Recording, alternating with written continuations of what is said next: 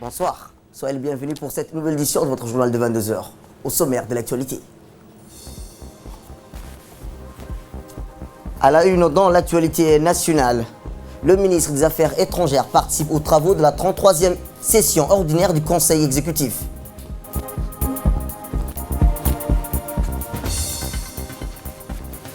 Et enfin, dans l'actualité internationale, en Syrie, la défense antiaérienne active contre une agression visant un aéroport militaire. C'était les titres. Merci si vous nous rejoignez. Je vous le disais dans le titre, le chef de la diplomatie djiboutienne, M. Mohamed Ali Youssouf, a participé à la 36e session ordinaire du Conseil exécutif. En prélude de ce 33e sommet de l'Union africaine, le chef de la diplomatie djiboutienne, M. Mohamed Ali Youssouf, a pris part à la 36e session ordinaire du Conseil exécutif en présence des responsables de la Commission de l'Union africaine. Cette session a examiné le projet de l'ordre du jour et les projets de session et déclaration de l'Assemblée avec les recommandations appropriées pour examen par les chefs d'État qui se tiendra le 9 et 10 février de ce mois-ci. Cette réunion du Conseil a réuni 55 États membres de l'Union africaine ainsi que les responsables de l'Union africaine. Il faut rappeler que le 33e session ordinaire de l'Union africaine se tiendra sous le thème « Faire taire les armes et créer des conditions propices au développement de l'Afrique ». Cette initiative vise à parvenir à une Afrique sans conflit, à parvenir le génocide et à faire de la paix une réalité pour tous et à débarrasser le continent des guerres, des violents conflits, des violations des droits de l'homme et des catastrophes humanitaires. Les dirigeants espèrent réduire au silence toutes les armes avant 2020. Et dans l'actualité nationale, je vous le disais, la première visite du Premier ministre en son genre à Djibouti après la révolution en décembre au Soudan, qui s'inscrit dans le cadre d'une invitation reçue par le président Ismaël Omar Guelleh au Premier ministre soudanais pour informer les autorités djiboutiennes sur les évolutions de la situation. La première visite du ministre des Affaires, la première visite du Premier ministre soudanais. C'est un commentaire de Ferdous Hussein. Le Premier ministre soudanais Abdallah Hamdok, accompagné d'une forte délégation dont des membres du gouvernement, a effectué une visite à Djibouti de 48 heures. Une première visite dans notre pays après sa nomination au poste de Premier ministre du Soudan. À son arrivée à l'aéroport, il a été accueilli par le Premier ministre Abdelkader Kamel Mohamed et des hauts responsables du pays. Lors de sa visite à Djibouti, le Premier ministre soudanais a eu un entretien en tête-à-tête avec le président Guelleh. Le Premier ministre soudanais Abdallah Hamdok a informé le président Guelleh des derniers développements au Soudan et les efforts déployés par le gouvernement afin de surmonter les défis. Au cours de l'entretien, le président Guelleh et Abdallah Hamdok ont passé en revue les aspects de la coopération conjointe existante entre la République de Djibouti et la République soudanaise, ainsi que les moyens de consolider davantage le niveau de coopération bilatérale dans divers domaines. Il convient de noter que la délégation de haut niveau conduite par le Premier ministre soudanais comprenait notamment le ministre des Affaires du Conseil des ministres, l'ambassadeur Omar Bachir Mani, Abbas Madani Abbas, ministre de l'Industrie et du Commerce, ainsi que le directeur de la Sécurité, le général Jamal Abdelmajed. Lors de la réunion élargie qui s'est tenue à la présidence, les deux délégations ont discuté des voies et moyens de renforcer davantage la coopération entre la République de Djibouti et la République sœur du Soudan. Il convient de noter que les deux pays ont signé en avril 2014 plusieurs accords ayant trait à renforcer la coopération dans des domaines d'intérêt mutuel, notamment l'enseignement supérieur, la santé, l'agriculture, l'énergie, le commerce et la justice.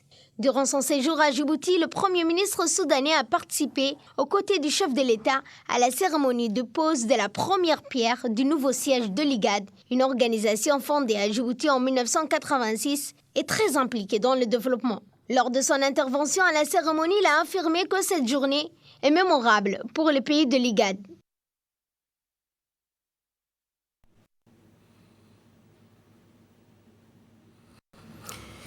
Eh bien, dans une interview accordée, l'ambassadeur du Soudan a déclaré que cette visite du Premier ministre en son genre à Djibouti, après la révolution de décembre au Soudan, elle s'inscrit dans le cadre d'une invitation reçue par le président de la République, son Excellence Ismaël Omar Guelleh, au Premier ministre soudanais pour informer les autorités djiboutiennes sur les évolutions et la situation politique, économique et sécuritaire au Soudan, et aussi sur la feuille de route sur la présidence du Soudan auprès de l'IGAD. Et comme vous savez, a déclaré l'ambassadeur, le Soudan était le président en exercice depuis novembre 2019.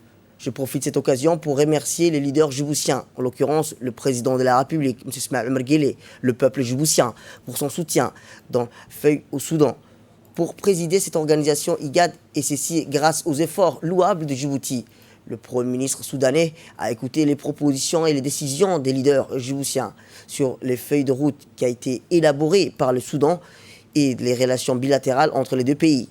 Les deux pays partagent la même culture, les mêmes religions, les mêmes langues et des divers sujets lient des relations privilégiées et possèdent un comité ministériel mixte présidé par les deux ministres des Affaires étrangères des deux pays.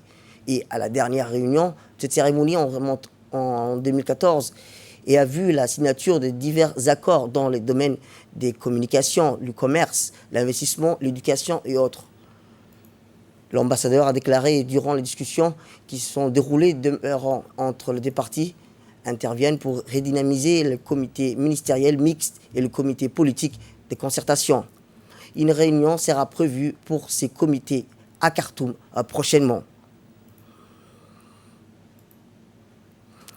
Autre actualité nationale, le ministre du Budget, Abdelkarim Adencher, accompagné de son chef de cabinet, Eid Suleiman Abdi, et du conseiller spécial du président de la République, Alexis Mohamed, a participé à la 3e conférence sur le financement de l'investissement et le commerce en Afrique, qui s'est tenue à Tunis le 4 et le 5 février dernier. Cette conférence est organisée à l'initiative du Conseil d'affaires tunisio-africain, Tunisie Africa Business Council.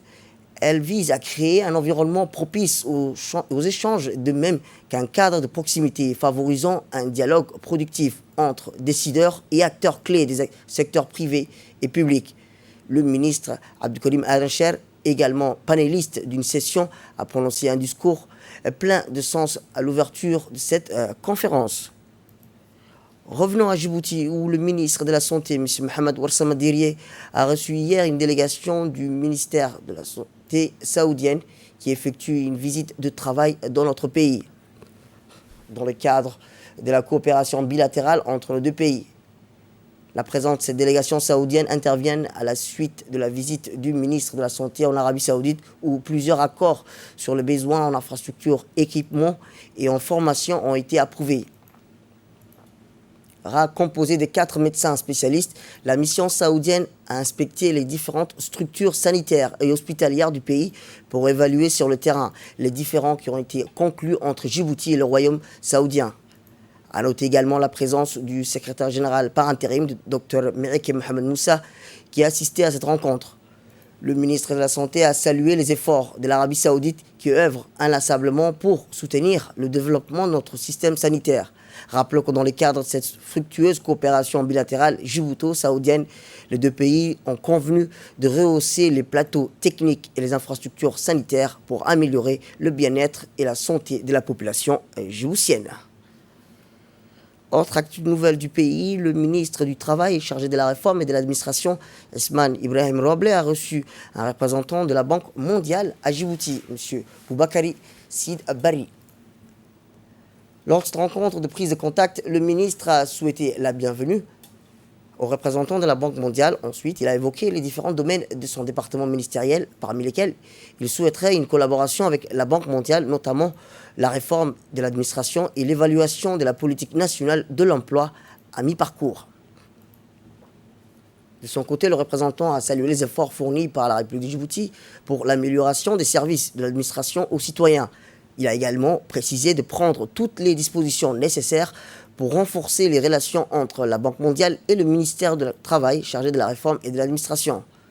Au terme de la rencontre, les deux parties ont convenu d'améliorer encore davantage leur collaboration. Le président de l'autorité des ports et des zones franches de Djibouti, M. Aboubakar Omar Hadi, a conduit le 4 février dernier à Tadjoura et à Balhou une importante délégation éthiopienne. Cette délégation a été composée du CEO Ethiopian Shipping Line, M. Roba Mergelsa, des hauts cadres de cette entité, ainsi qu'un représentant du MTS, ainsi que de l'ambassadeur de la République fédérale d'Éthiopie à Djibouti.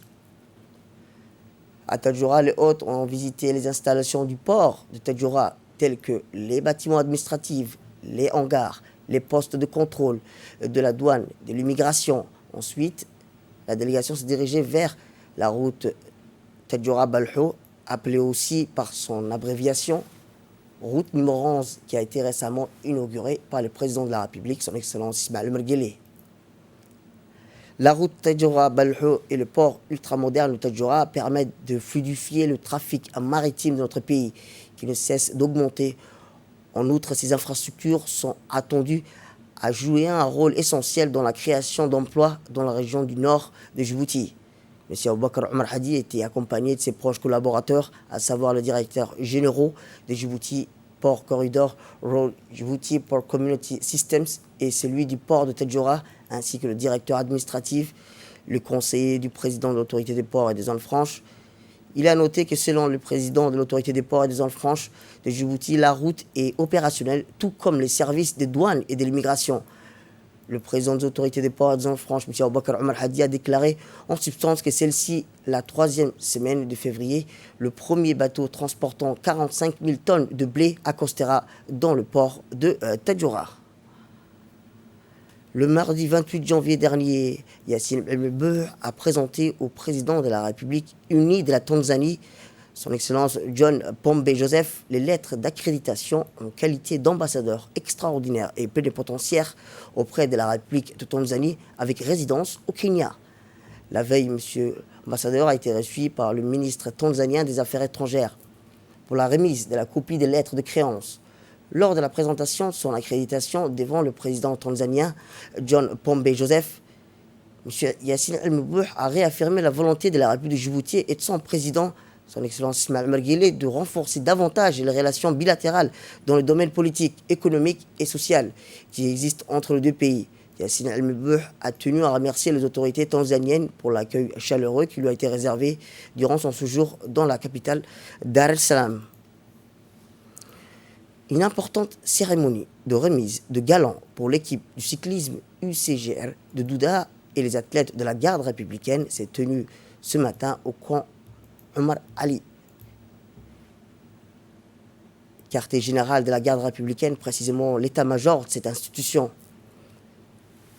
La cérémonie a été coprésidée par le secrétaire d'État à la jeunesse et au sport, M. Hassan Mohamed Kamil, et le colonel Mohamed Jama' Douali, commandant de la garde républicaine, et la présence du directeur des sports, Abshir Ali Hassan, la présidente de la Fédération djiboutienne du cyclisme, Goubey Mahmoud Miguel, le vice-président du comité, la vice-présidente du comité national olympique, Mme Ferdous Moussaïgué. Également aussi la participation de plusieurs hauts gradés de la garde républicaine.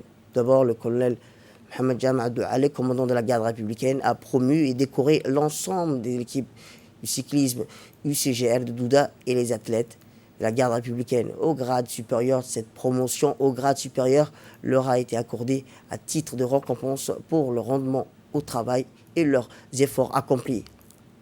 Le colonel Mohamed Jama' s'est illustré ces dernières années comme un exemple à méditer pour tous les acteurs sur la scène nationale et par ses diverses actions, par son esprit d'ouverture, de compétitivité, notamment dans le domaine des sports, avec la renaissance et la redynamisation au-delà de nos frontières du cyclisme djiboutien. Sans oublier aussi le football et le handball féminin. L'équipe de la garde républicaine du cyclisme UCGR Douda avait reçu des encouragements et des instructions de la part du haut commandement de cette noble institution, mais également de la part du président de la République et chef suprême de l'armée, son Excellence Ismaël Omar Guelleh, qui leur avait expressément demandé de revenir avec le prix et trophées remis lors de ces compétitions, qui sont notamment des maillots. Les maillots. L'équipe de la garde républicaine du cyclisme UCGR Douda avait pris part l'année en 2019 au Tour de Madagascar en 2019, qui était à sa 15e édition. Nos cyclistes de la garde républicaine avaient bien évidemment mouillé leur maillot en effectuant le 8e étape de la course de 900 km en vélo, tout en remportant les maillots suivants de la compétition. Maillot du meilleur fair play, maillot du meilleur grimpeur ou remonté sur une distance de 15 km, du meilleur leader d'équipe, avec également un trophée et un autre trophée pour les prix du meilleur dirigeant. Au cours de cette cérémonie, les récipiendaires se sont vus remettre leurs galons. Quant aux athlétismes composés des hommes et femmes, les athlètes de la garde républicaine ont tout autant brillé sur la scène nationale, régionale et internationale. Ils ont raflé le 37e édition du cross du Grand Barra de 15 km organisé par la Fédération djiboutienne, mais également la 21e édition de la course de Djibouti Télécom, tout en sachant que les athlètes de la garde républicaine s'entraînent quotidiennement au centre sport études d'Alice Bié. Ces athlètes travaillent dur avec ardeur afin de se tailler une place au sein de l'équipe nationale de Djibouti. Avec l'appui du haut commandement de la garde républicaine, enfin, en ce super moment très intense et en émotion, la cérémonie de remise des grades s'est clôturée par un pot de rafraîchissement et des photos des familles. Dans un discours prononcé à cette occasion, le colonel Mohamed Jam' Douale, commandant de la garde républicaine, a son discours souhaité la bienvenue au secrétaire d'État à la jeunesse et au sport, M. Hassan Mohamed Kamil, en lui remerciant d'avoir participé à cet événement consacré à la récompense de l'équipe d'athlétisme de la garde républicaine et de l'équipe de cyclisme de UCGR Douda de la garde républicaine. Le colonel Mohamed Jam' Douale a rappelé que la garde républicaine est toujours présente aux côtés du secrétariat d'État à la jeunesse et au sport et qu'elle contribue donc à presque tous les sports et à l'exception du basket et du sport de combat. Cet effort vise principalement à soutenir les efforts du secrétariat d'État à la jeunesse et au sport et à permettre aux jeunes de pratiquer des sports loin de la pratique néfaste, a souligné le colonel Mohamed Jam' Douale, commandant de la garde républicaine. Enfin, il a félicité encore l'équipe de football de la garde républicaine en soulignant leur démarche et de remporter les champions nationaux de Djibouti en cette année 2020. Pour sa part, le ministre d'État à la jeunesse et au sport, Hassan Mohamed Kamil, a prononcé un discours dans lequel il a félicité le commandant de la garde républicaine, le colonel Mohamed Jam' Douale, et ses plus proches collaborateurs pour le grand succès réalisé par l'équipe d'athlétisme et l'équipe cyclisme UCGR Douda de la garde républicaine. Il a saisi cette occasion pour louer la précieuse contribution de la garde républicaine à la promotion du sport national, en particulier l'athlétisme, le cyclisme et le tir à l'arc, en exhortant les autres unités militaires à suivre l'exemple de la garde républicaine.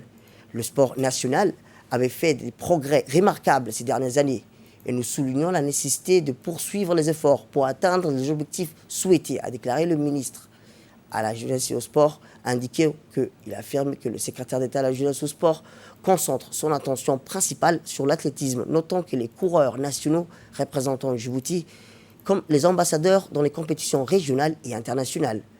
Enfin, M. Hassan Mohamed Kamil a renouvelé ses félicitations au commandant de la garde républicaine, le colonel Mohamed Jam' Douale, et à tous ceux qui ont contribué au grand succès réalisé par l'équipe d'athlétisme et l'équipe cyclisme de la garde républicaine.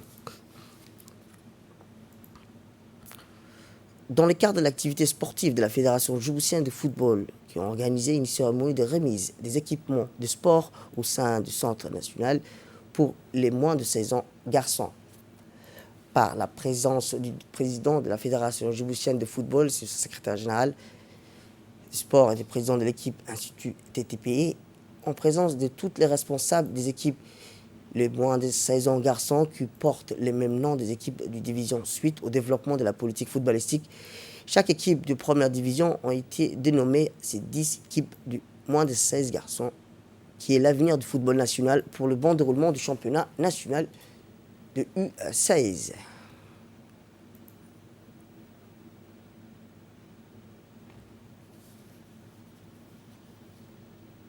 Du club EAD, c'est un immense honneur de pouvoir participer à cette générosité de la part de la fédération de nous offrir les équipements pour les équipes jeunes qui sont l'espoir de notre avenir footballistique. Je le remercie, en l'occurrence le président de la fédération, M. Souleymane Hassan Waberi, ainsi que ses staffs. Et nous, de notre part, nous allons faire de notre possible pour pouvoir promouvoir et pour que d'ici, dans les quelques années, ces jeunes joueurs seront les puits du football de la division 1 et de l'équipe nationale. Le hub logistique du PAM à Pékin a abrité dimanche dernier une cérémonie officielle de lancement de la formation en alternance d'un groupe de jeunes apprenantes de la filière CAP, magasinage, entreposage du nouveau centre sectoriel de formation professionnelle dédié au métier du transport et de la logistique de la commune de Balbala. Cette formation s'inscrit dans le cadre du projet de formation professionnelle et de renforcement des capacités dans le secteur du transport de la logistique mise en œuvre conjointement par le ministère de l'Éducation nationale et de la formation professionnelle, le ministère de l'Éducation nationale et le Programme alimentaire mondial, avec l'appui financier de l'Agence des États-Unis d'Amérique pour le développement international, l'USAID à Djibouti. Elle s'inscrit également dans le cadre de la stratégie de développement économique et social initiée par le président de la République, M. Ismaël Merguele, de sa détermination à faire de la formation professionnelle un levier de développement économique et un instrument de lutte contre le chômage et l'exclusion sociale des jeunes. La seconde partie a été marquée par la signature d'un mémorandum d'entente entre le MANFOP et le PAM. Le dit document a été paraphé par le secrétaire général du MANFOP et la représentante du PAP en présence de l'ambassadeur des États-Unis à Djibouti. Le représentant mémorandum d'entente vise à formaliser un cadre de coopération entre le PAM et le MANFOP basé sur une volonté commune de renforcer les capacités du personnel formateur de ces derniers en vue de la mise en place des formations professionnelles pour le secteur du transport et de la logistique à Djibouti.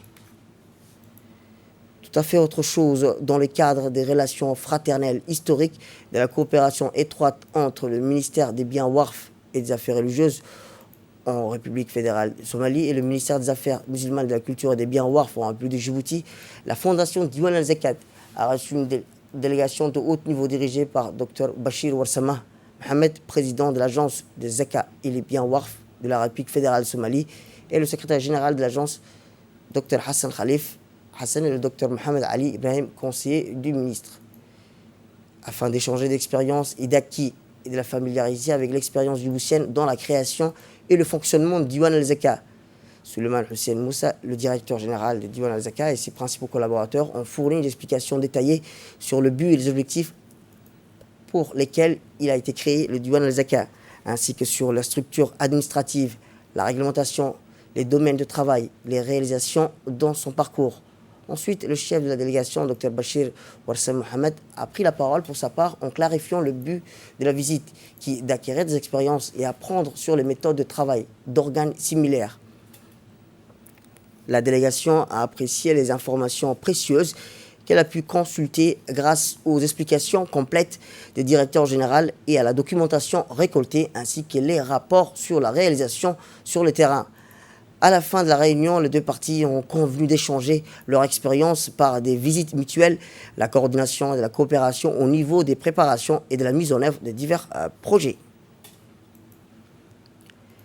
Autre actualité, les inspecteurs du Laboratoire national d'analyse alimentaire, dans son acronyme LANA, a procédé hier à une opération de contrôle et de vérification des dates expirées des produits alimentaires dans des boutiques situées dans le quartier de PK12.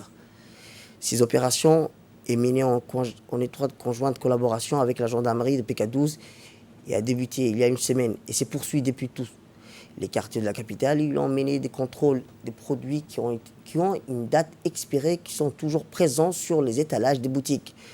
Plusieurs boutiques ont été cependant fermées par ces inspecteurs qui présentent des cas de produits périmés ou expirés sur les étalages des boutiques et une quantité importante de chewing-gum qui est infiltrée en contrebande. Les inspecteurs de contrôle alimentaire ont convié au grand public de faire attention aux produits alimentaires qui ont une date expirée pour la santé et le bien-être de tous. Dans la page nécrologique, le ministre de la Culture, de l'Eau, de la Pêche et de l'Élevage et des Ressources halieutiques et l'ensemble du personnel du ministère sont extrêmement affectés par le décès de leur collègue Mohamed Warsama, chef des services des finances, survenu le 4 février dans l'après-midi. Nos prières et nos pensées vont d'abord à sa famille et ses proches. Sa disparition brutale laisse un grand vide et nous gardons le souvenir d'une personne sincère, disponible, dévouée et passionnée par son travail qui s'est caractérisé par son intelligence d'esprit et de cœur. Nous remercions tous ceux qui ont particulièrement nombreux nous ont touchés par leurs témoignages et de leurs gestes de sympathie. Le défunt laisse derrière lui une veuve, 7 enfants et une petite fille. Que son âme repose en paix. Cette autre condoléance, c'est avec une immense tristesse que nous avons appris le décès de Fatouma Ali-Sirid. Fatouma Ali-Sirid, née en 1936 à Djibouti, épouse de feu Lady Borrefat Fatah, ancien chef de quartier 4 et mère de 6 enfants, grand-mère de 35 petits-enfants et 26 arrière-petits-enfants. Que la terre lui soit légère et spacieuse, qu'Allah l'accueille dans son paradis éternel. Inna lillahi wa inna ilayhi raji'un. En nouvelle du monde, la Syrie active sa défense antiaérienne contre une agression israélienne. Les systèmes syriens de défense antiaérienne ont intercepté des missiles israéliens au-dessus de la capitale de Damas. L'épisode militaire entre Israël et la Syrie. Selon l'agence étatique syrienne Sana, les autorités du pays ont activé leur défense anti-aérienne pour faire face à une agression israélienne près de la capitale Damas. Les systèmes de défense syriens ont abattu la plupart des missiles avant que ceux-ci n'atteignent leur cible. Depuis le début du conflit en Syrie en 2011, Israël a mené plusieurs raids en Syrie contre le pouvoir de Damas. À la mi-janvier, Damas avait accusé l'aviation israélienne d'avoir mené une attaque contre l'aéroport militaire T4 dans le centre du pays. Par le passé, cette même base avait été prise pour cible par des raids israéliens à plusieurs reprises. C'est tout pour cette édition. Merci à vous de nous avoir suivis. Restez avec nous pour la suite de nos programmes télévisés. Bon week-end à vous.